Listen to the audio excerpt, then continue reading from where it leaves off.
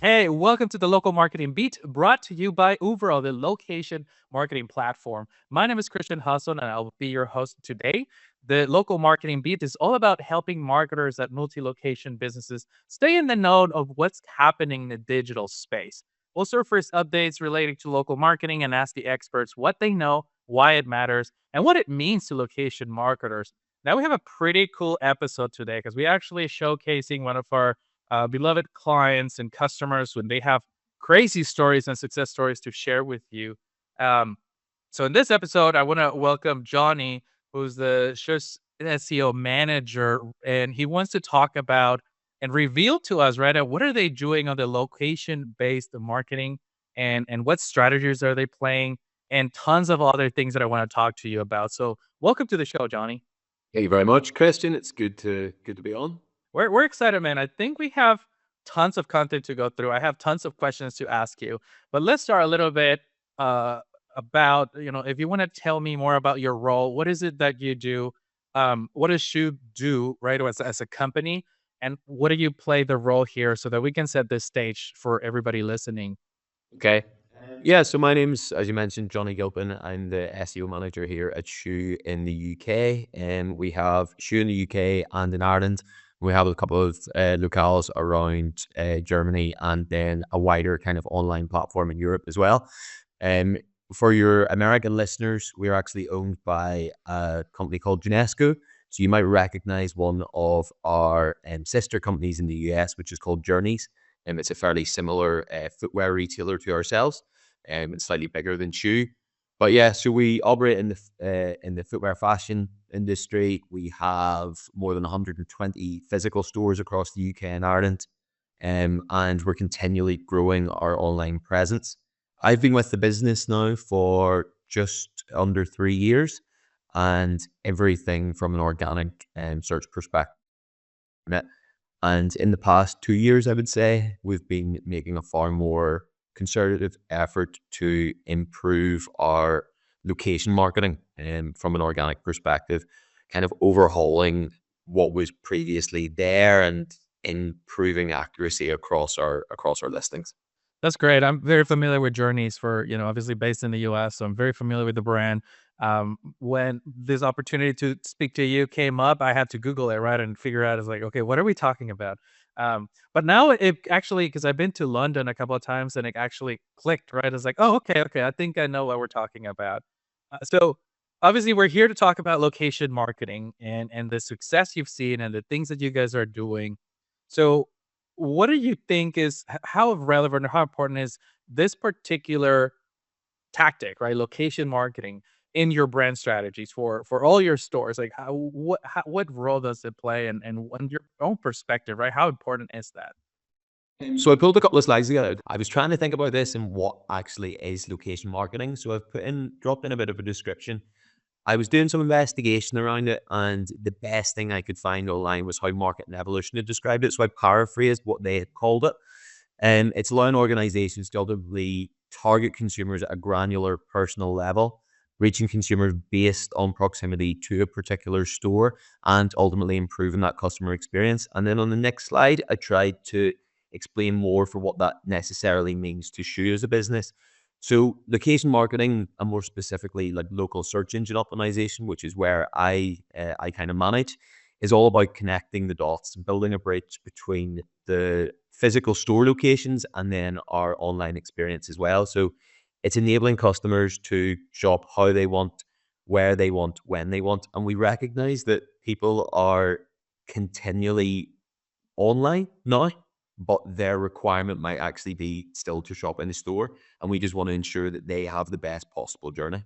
So obviously, we're talking all things location marketing, and I am very curious to hear your opinion, your expertise when it comes to what everything that's going on in the e-commerce world. Like everybody's ordering things online. Myself, right? Like most of the things I buy online, like my microphones, my cameras, all my gear, I feel super confident to order online because I know exactly what I'm getting and how it works, right? I watch all my tutorials or reviews. But when it comes to clothing, specifically shoes, I don't feel as confident, right? Like, I don't know the fit. I don't know if the size is gonna be exactly what I usually wear. So can you tell me more a little bit about what is your strategy there when it comes to driving that consumer from finding you online and then driving the sale into, actual foot traffic, shameless plug, but actually people walking into the store. What does that look like for you guys? I think as I kind of said, we're all about ensuring that the customer can shop where they want, when they want, and how they want. So, regardless if you're someone who simply wants the convenience of the delivery and there's no interaction in store, then we're more than happy to kind of service their requirements and needs online. But then for the customer that, like yourself, that doesn't feel as confident about the shoe fitting, and just ensuring that it's actually right for them, that is why we put a lot of investment into our store estate. And from an online perspective, driving those customers into store, we offer things in store that you simply can't do online. So, actually, shoe fitting, we offer a service called Inbox, which is spray protection on your shoes and things like that.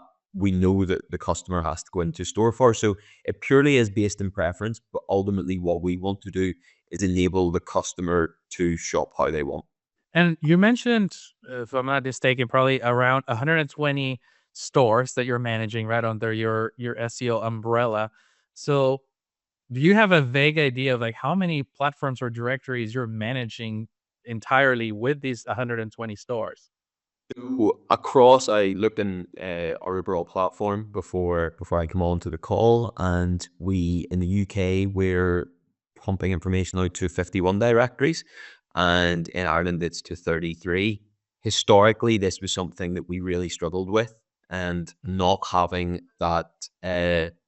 not having that universal, like, centralized platform where we could manage all of our information, that proved particularly challenging. One of the biggest difficulties I found was around managing the three main big ones. So Apple, Bing, and Google. They all work in very different ways. There's character limits on Google's descriptions versus Apple. The time frame that it takes to upload store opening hours, for example, and actually make changes without being able to manage that all within one and just disseminate that information across the various different directories proved incredibly challenging. But one thing that I really like about the Uberall platform, where I can kind of manage just everything in one centralized location. And the other thing that I wanted to bring up was, we did a quick audit on some of your locations just sporadically to bring up some questions for you. And we noticed the business description being very well optimized. So I wanted to see what was your thought process? How did you guys come up with that? Because it was one of the stellar, iconic things that we noticed right away. And yeah, so if you want to jump to, I think it's slide 6 within the deck, I kind of just bullet point two things about our strategy and what we've tried to do. So when I joined the business about 3 years ago, our store locator pages, and so we have each of these that live on site, and our store locator pages had good content on them, but they weren't necessarily optimized based on the searches within that location and also the products available. So that has become a real focus of mine in order to do that. Um, every store that we have in our estate and those relevant store locator pages has relevant content based on the searches in that area. So, for example, we know in Manchester, hypothetically, that there's more searches for the New Balance 327 than there is in Liverpool. So we would focus the keyword there for that particular page. Wow, so you're not going with the approach of like the platform lets me do things in bulk, so I'm gonna copy paste and do it paste 120 times, right? So you're being very strategic. Yeah. And so we're fully aware that you can't just, like, mass uh, like blanket approach your keyword strategy when it comes to local store listings. One of the things I've actually been working on, and I'm hoping to do in the next couple of weeks, we have two stores in the Republic of Ireland that are approximately 100 kilometers apart, so really not that far, like 60 miles. But the key, the keywords for those two locations where we have stores are incredibly different, and the percentage changes in monthly search volume for particular New Balance keywords, for example, is significantly higher in one location than it is the other. So fortunately, Google Keyword Planner gives you the ability to kind of hone in on particular areas. And that is where we're focusing our strategy. So it is a time consuming task, and I fully appreciate that. It might not be achievable for everyone to do. And probably most SEO managers are in the same boat as myself, where time is not of the essence. But I think there's a lot of value in optimizing based on individual location. Yeah, I mean, it's quite the labor, right? It's labor intensive, but obviously there is a positive to it. It sounds like it's being very successful. Are you doing anything with AI to help with this process, or what does AI come into play in your strategy?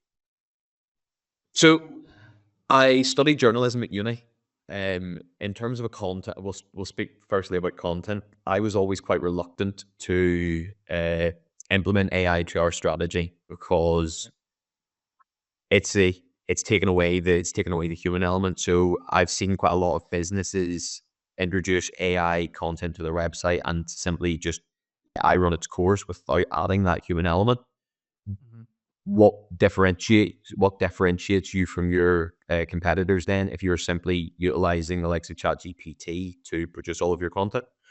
What I have found more recently, however, is that well, certainly Google has changed its approach to AI.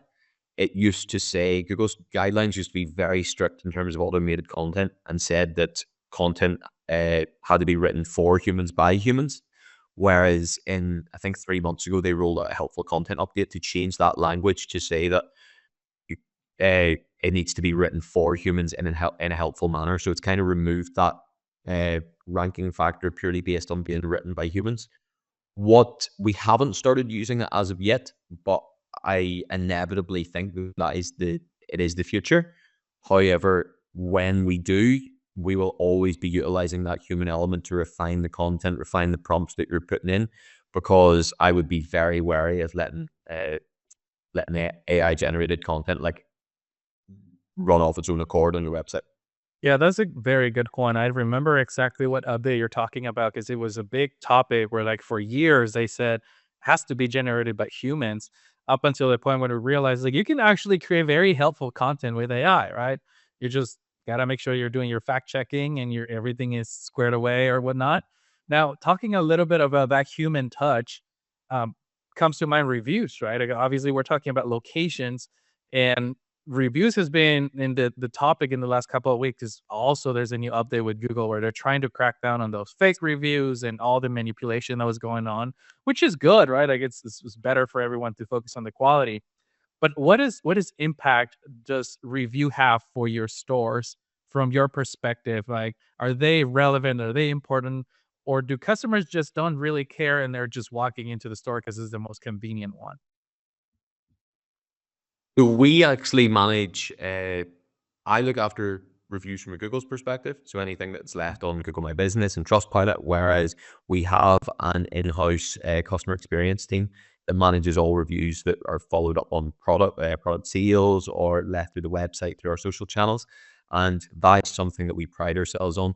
The positive reviews that we get and the time frame in which we reply to them. And I'm genuinely of the understanding that it has a really positive impact on our business. Consumers within the UK and Ireland see Schuh as a reputable or footwear fashion retailer, and for that reason, it's because that we have good reviews. So I think it will continually play a massive part of business success. And did you see a lot of obviously, this is just off of the top of the head, but did you see a lot of repetitive customers coming back from, maintaining that reputation and that visibility, or is it mainly new customers coming through those channels? Do you know? So we recently launched a new loyalty program with Shoe called the Shoe with the it's called the Shoe Club, and with that we've seen repeated customers. Kind of like good reviews lead to that kind of lifetime value of a customer. So absolutely, yeah. That's very cool. This sounds like a very smart where you can now link the dots, right? It's like, well, they came through search. found reviews, and then now we're able to get reviews from there, and they create that vicious cycle that, as marketers and SEOs, we love, right? Like that's what we're working Absolutely. for. Are you using any specific tools to create these reports or to look at this analytics or anything like that? How are you leveraging S- data? From a data perspective, there's three main things that we're doing um, in regards to our local marketing kind of strategy. So the first thing being the keyword performance. It's the foundation of any SEO strategy. You'll know this yourself, but the keyword optimization is essential, and we could never neglect that. One of the biggest shifts I regularly see across our account is localized searches and ups and downs, and that is so fluctuant. And it can be such an easy thing to resolve, but you obviously need to be immersed in the data on a almost daily basis in order to understand and rectify it. The cross locale analysis as well. So as I've mentioned earlier, we have both UK and Irish stores, and we're utilizing a paid strategy in both of those locations as well. But we're continually trying to find optimizations and efficiencies there. We need to be able to work out where the opportunity is from an organic perspective in those locales before we can obviously turn off our paid spend. And then finally, in terms of a data aspect, you can't neglect the tech either. So technical SEO is something that I've witnessed in the past being kind of forgotten about when it comes to your local SEO strategy.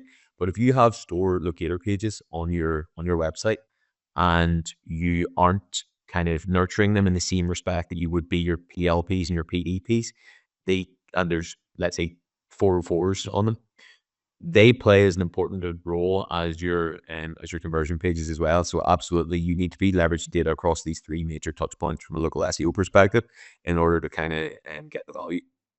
That's a great high level. I appreciate that. The high level understanding of how you're thinking through this. As you mentioned earlier, there's been some challenges in the past that you addressed with the overall platform, and it's making your life a little bit simpler on that way.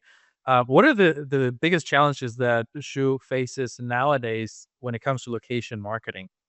So as I kind of alluded to earlier, it was around accuracy because with 122, I think we're maybe sitting now at 124 stores.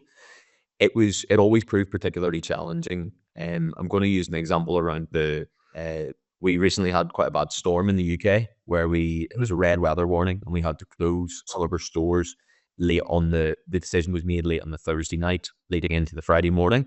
The change was made then to shut the stores from their usual opening times at 9 o'clock. In the past, that proved notoriously difficult to, as I say, jump into the various different platforms, Google, Bing, Apple, alongside all of the different directories as well. It just wasn't manageable in order to do that. So that was particularly challenging. Whereas now having everything living in a centralized platform, it's a quick, reactive, almost super reactive ability to just make that change. And one of the other challenges I definitely experienced as well, and I've dropped a slide in on this, is around new store openings. This always we shut stores and open stores quite regularly, depending on different requirements. But we opened a new store in Craigavon in Northern Ireland at Rushmere Shopping Centre back at the start of December. Previously, this proved a really difficult thing to kind of get that store ranking, get clicks and impressions for that store. But given the fact that we now have full control over the profile and linking out to those directories, we were actually able to set that store up in platform, have the directory links built already, have optimized content on there that is specific to the keywords and the searches in those locations. And immediately on the day that the store opened, we were getting clicks through to the store locator page. So two really quite easily identified problem there. We knew we were experiencing them, but actually having something and having a tool that allowed us to kind of take control of those was so incredibly helpful. That's awesome. That's quite the use case, especially because I know the last year there was a release on the overall platform where you could actually schedule your opening date, right? So when you're working on your marketing, you can schedule that in the future. Um, is there any other results or success stories that you can share with us on what all this? Now I understand, right? You're being very strategic with everything that's in the platform. but I'm very curious to see how is that working for you guys, right? Because I don't want to just say it like it's being very successful. Is there anything specific, maybe statistics, analytics that you can share with our audience? And how is this translating, right? What's happening with the brand? Absolutely. You'll see there, map impressions year on year have grown by 60%. Yeah. Click directions have grown by 3%. And there's definitely more that we could be doing there, but both in really positive growth. The number of locations we have in top three positions has grown from 15% to 31%. Profile completeness across our state, which is pulled out of the platform at 99%. Store page sessions up by 26%. And one that I found particularly interesting, or two actually, I'll call out here. So the average session duration for those store pages is up 10% from 4.5 minutes to 5.5 minutes. And the click through rate for queries containing the word store has grown from 4.8% to 11.2%. I think for those 2 points, it really kind of reiterates the requirement to put helpful content onto those store locator pages and then have something like unified across your directories as well. When you have helpful content on those pages, consumers that are coming to find you are finding you and then interacting with the content as well, which is really proven by the session duration there. Another key call out was around that new store, and within 3 weeks of that store being opened in Craigavon, we were already ranking position one for Converse, New Balance, UGG, and the head term shoes in that area, which like really pays testament to why we're doing this from a local SEO perspective. That's amazing. That's really good because, like you said, right, when you're opening new stores, it's a brand new GVP, new profiles, new everything. There's not much going on other than the website, and so it's pretty impressive how fast that worked out. Is is Absolutely. is is there for retailers or marketers that are listening to us any actionable items or any specifics that you can share with them on, the importance of tracking metrics or anything along the lines of location marketing strategy? First of all, I would just say not to neglect the location marketing. I think even from my own point of view, you're always tempted to lean towards the pages that you can actually convert on. And your PDPs, your PLPs, where you're actually driving the majority of your traffic, is something that you're always going to focus your attention on because it's the money makers, so we call it. Whereas those store pages can actually drive quite a lot of traffic, particularly if you're a small business and you're trying to get after localized searches. It's a very easy page to optimize for those local terms that doesn't detract from your overarching SEO strategy. Some of the metrics that I called out there. So the session volume to pages, impressions, clicks, and actually that click through rate as well. So it's not necessarily just you could obviously be grabbing quite a lot of impressions without actually getting the value from that, but it's that click through rate. So what kind of impact is that having? Definitely metrics that you should be tracking. Yeah, that's pretty good to hear. Obviously, from multi-location, large brand, in the UK and Ireland. And I think that's very valuable. I really think that a lot of the stuff that you talked about today is very actionable. I think you brought up some really good examples, which I like, that I would really like to test. Because I think, when we talk about AI, right? Like AI or doing things in bulk, it make things very simple, very easy to scale. But sometimes we forget to give it that our own touch. Like, yes, I have, 120 descriptions, but I know I shouldn't just copy paste it 120 times, right? So I think that was really, really good for me. Is there anything else that you would consider as, maybe for 2025 that you see opportunities or that you're focusing on opportunities this year?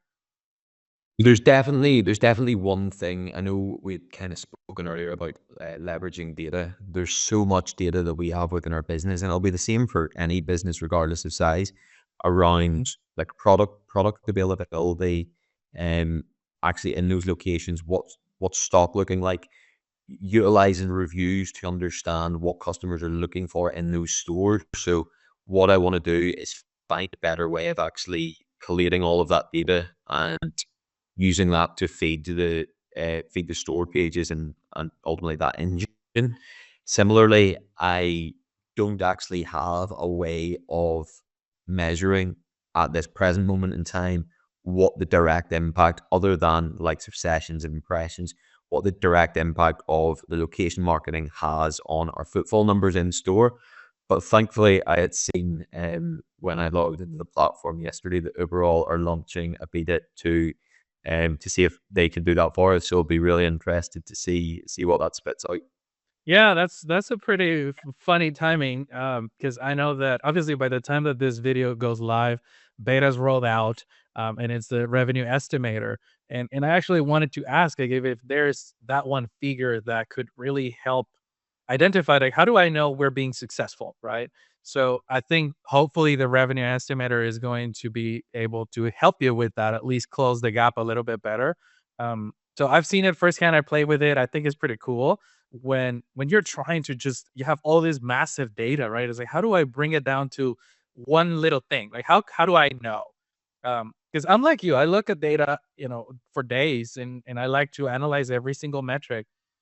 But when you're presenting it to executives or the C-suite, they want to know that one metric, right? It's like, how do we measure if what we're doing is it works?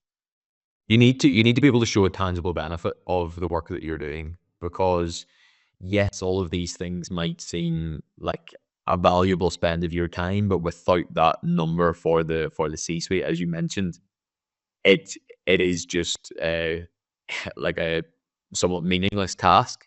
And that's never the case with location marketing. We know the value it's delivering, but it's putting an actual revenue figure on that. So yeah, really excited to see what it spits out. That's awesome, and I would really like to continue, once you test it, maybe in a few months, talk about it, right? Like, how did it go? What was your feedback on it? Because I would be very curious to go from, this is the problem, and then see if this new feature rolling out can help solve that gap, right? Because it is a big gap.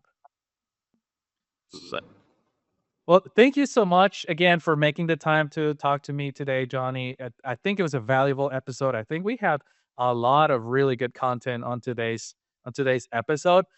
For anybody that would like to either follow you, connect with you, or just if they're watching in Europe or Ireland and they want to go check out inventory, how can they learn more about you and your company? so yeah, you can find me on LinkedIn. It's Jonny Gilpin. You should see my name in the profile. And yeah, the company's called Schuh. We do a lot of great work, and we've recently went through a bit of a rebrand. And there's some really cool stuff that we're putting out. So yeah, definitely follow the brand on our social channels as well. That's awesome. And for everybody that was watching, thanks so much for making it this far into this episode. Hopefully, you found some value. If you did, smash that subscribe button or drop a question in the comments as well. And then we can probably maybe reach out to Johnny and ask that question if it's, a little bit more technical. But thank you so much for watching. I'll see you on the next episode. Bye bye.